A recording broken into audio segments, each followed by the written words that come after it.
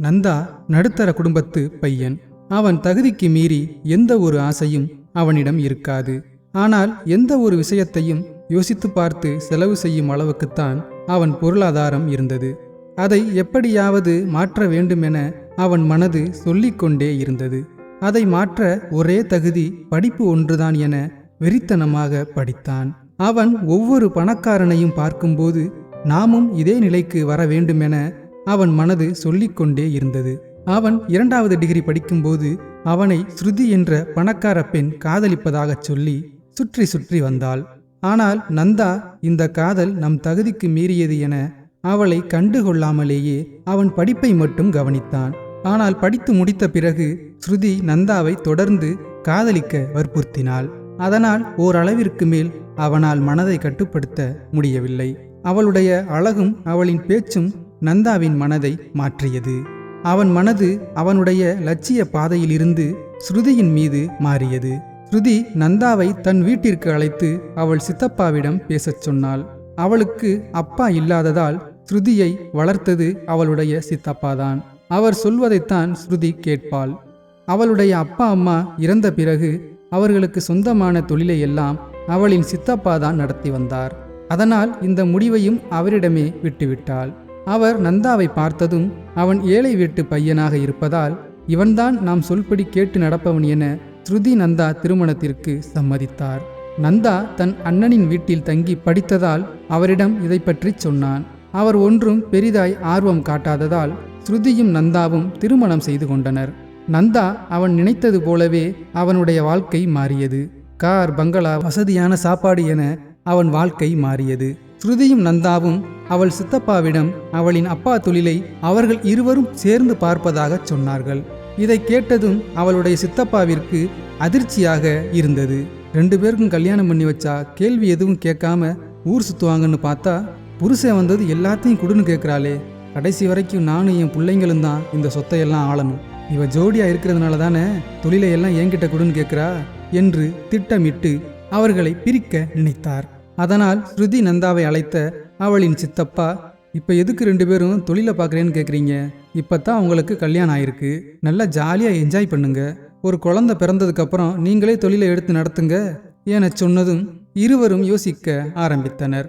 பிறகு ஸ்ருதியை மட்டும் தனியாக அழைத்தவர், ஏமா ஸ்ருதி, இப்போ தான் அவன் நம்ம குடும்பத்துக்குள்ளே வந்திருக்கான், அதுக்குள்ளே தொழிலை எல்லாம் அவன்கிட்ட கொடுத்தா அவனுக்கு என்ன தெரியும்?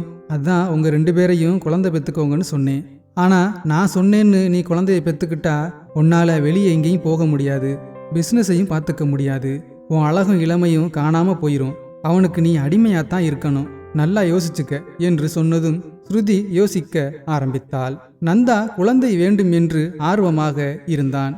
ஆனால் ஸ்ருதி அவள் சித்தப்பா சொன்னதை கேட்டு இப்போ எனக்கு குழந்தை வேண்டாம் என்று சொன்னாள். அவள் குழந்தை வேண்டாம் என்று சொன்னதும் அவன் கோபமாக, அப்புறம் ஏன் என்னை காதலிச்சு கல்யாணம் பண்ண என்று கேட்டதும், ஏய் என்ன அதிகாரம் பண்ற, உனக்கு நான் அடிமை இல்லை, நீ சொல்றது எல்லாம் கேட்கறதுக்கு என ஸ்ருதியும் கோபமாக பேசினாள். நந்தா குழந்தை வேண்டும் என்று உறுதியாக இருந்தான். இவர்கள் இருவருக்கும் இந்த பிரச்சனை நடப்பதால் அவர்களின் பிசினஸை பற்றி யோசிக்க மறந்துவிட்டனர். அதனால் அவளுடைய சித்தப்பா சந்தோஷமாக நான் நினைச்சது நடந்துருச்சு என்று வெளியில் காட்டிக்கொள்ளாமல் இருந்தார். ஸ்ருதி நந்தாவிடம் கோபமாக பேசியது அவள் மனதிற்கே கஷ்டமாக இருந்ததால் நந்தாவிடம் அவளாகவே பேசினாள். ஆனால் அவன் பேச மறுத்துவிட்டான்.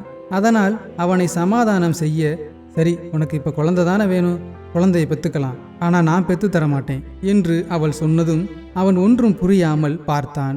குழந்தை பெற்றுக்கிறதுக்கு வாடகை தாய் இருக்காங்க, அவங்க மூலமா நம்ம குழந்தை பெற்றுக்கலாம் என்று அவள் சொன்னதும் நந்தாவுக்கு குழந்தையின் மீது உள்ள ஆசையால் எனக்கு எப்படியோ குழந்தை பிறந்தா சரி என்று சம்மதம் சொன்னான்.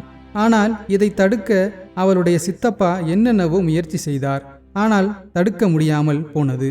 வாடகை தாய் எங்கே கிடைப்பாள் என்று தேடும்போது ஒரு குப்பத்தில் தாய் தந்தை இல்லாத ரோஜா என்ற 25 வயது இளம்பெண் அவர்கள் குழந்தையை பெற்றுத்தர சம்மதித்தாள். அவளுக்கு பணத்தேவை அதிகமாக இருந்ததால் வாடகை தாயாக முடிவெடுத்தாள். ஸ்ருதி நந்தா இருவரிடமிருந்து கரு உருவாவதற்காக தேவையானதை பெற்ற பின்பு அந்த கரு வளர்ந்தவுடன் ரோஜாவின் கர்ப்பப்பையில் வளருவதற்காக வைக்கப்பட்டது. அந்நாளில் இருந்து ரோஜாவுக்கு தேவையான பணத்தையும் மருத்துவ உதவியையும் செய்து வந்தனர். ஆனால் ஸ்ருதியின் சித்தப்பாவிற்கு இவர்கள் குழந்தை பெற்றுக்கொள்வது பிடிக்காமல் இருவரையும் பிரிக்க இன்னும் தீவிரமாக திட்டமிட்டார். அதற்காக என்ன செய்யலாம் என்று யோசித்தார். அப்போது ஸ்ருதியின் சித்தப்பா செய்த அத்தனை தவறையும் நந்தா கண்டுபிடித்து விட்டான். நேராக அவரிடம் சென்று, நீங்க ஸ்ருதி எத்தனை நாளா ஏமாத்திக்கிட்டு இருக்கீங்க என்று கேட்டதும் அவர் கோபத்தில் நந்தாவை அடித்து விட்டார். அதற்கு நந்தாவும் திருப்பி அடித்தான். இதுதான் சரியான நேரம் என்று ஸ்ருதியிடம் சென்று நந்தா அடித்ததை மட்டும் சொல்லிவிட்டார். அதை கேட்டு கோபமடைந்த ஸ்ருதி, என் சித்தப்பாவையே நீ அடிக்கிறியா என நந்தாவை திட்டியதும் ஆத்திரத்தில் அவன், அடியே அந்தாளு தாண்டி உன்னை ஏமாத்திக்கிட்டு இருக்காரு என்று ஸ்ருதியை அடித்தான். அவன் அடித்ததும் ஸ்ருதி அதிகமாக கோவப்பட்டு, என்னையவே நீ அடிக்கிறியா, நீ எனக்கு தேவையே இல்லை, இந்த நிமிஷத்தோட நமக்குள்ள எல்லாமே முடிஞ்சு போச்சு என அவள் சொன்னதும் உடனே அவன் கழுத்தை பிடித்து வெளியே தள்ளி கேட்டை சாத்தினார் அவளின் சித்தப்பா. இவன் இல்லைனா என்னம்மா, உனக்கு இருக்கிற அறிவுக்கும் அழகுக்கும் மாப்பிள்ள வரிசையில வந்து நிற்பாங்க என்று சொல்லி அவளை தன் பக்கம் சாய்த்து அவளை யோசிக்க விடாமல் செய்தார். கொஞ்ச நேரம் அங்கேயே நின்ற நந்தா தன் நிலைமையை நினைத்து கவலையுடன் தங்க இடமின்றி ஒரு பஸ் ஸ்டாண்டில் சென்று படுத்தான்.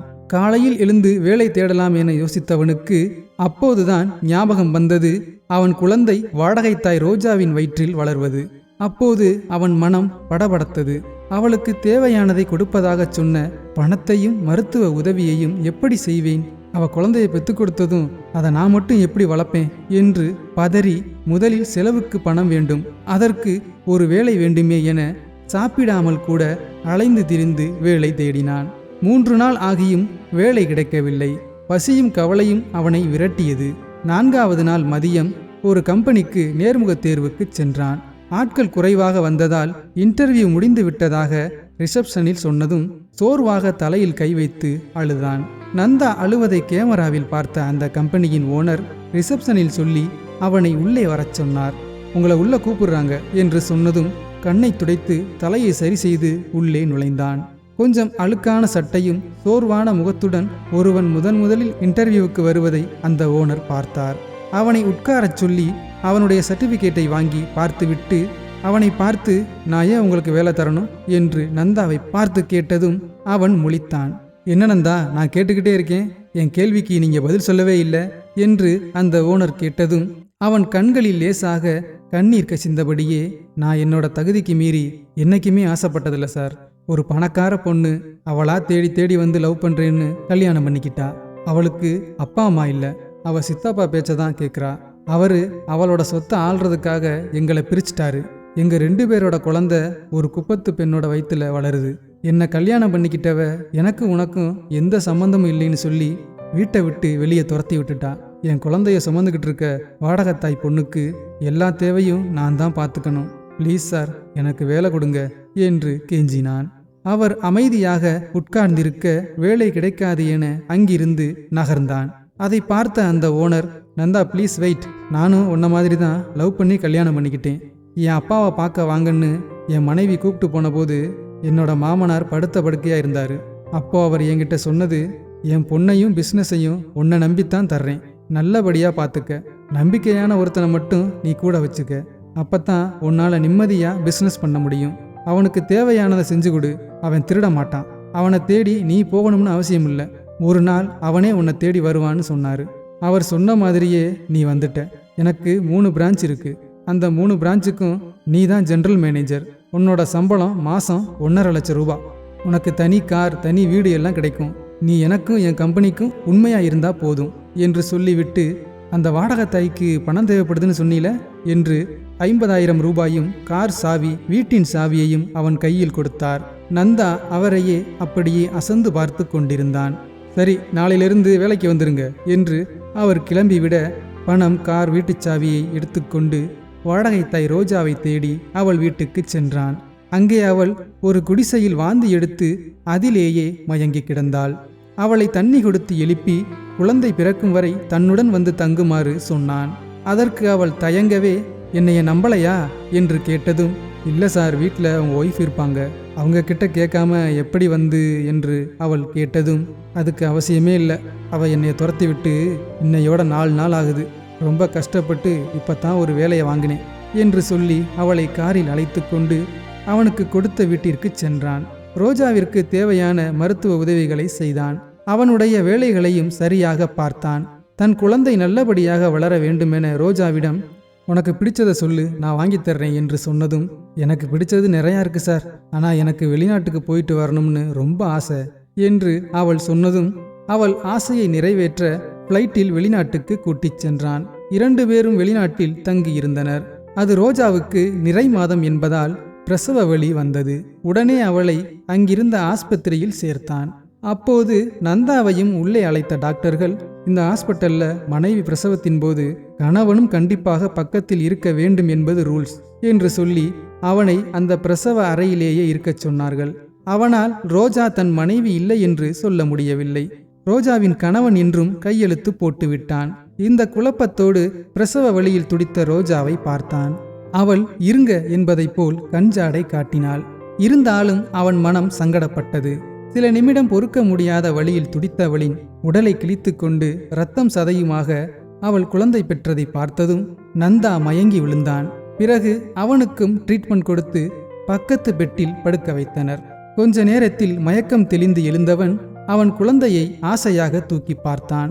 அவனை பார்த்து ரோஜா, ஒரு ஆம்பளை கூட பயமில்லாம இத்தனை நாள் ஒரே வீட்டில் வாழ்ந்திருக்கேன் என்று சொன்னதும் அவன், உனக்கு பிடிச்சிருந்தா என் குழந்தைக்கு தாயா என் கூடவே இருந்துருவேன் என்று கேட்டான். சும்மா எப்படி உங்க குழந்தைக்கு அம்மாவா இருக்கிறது?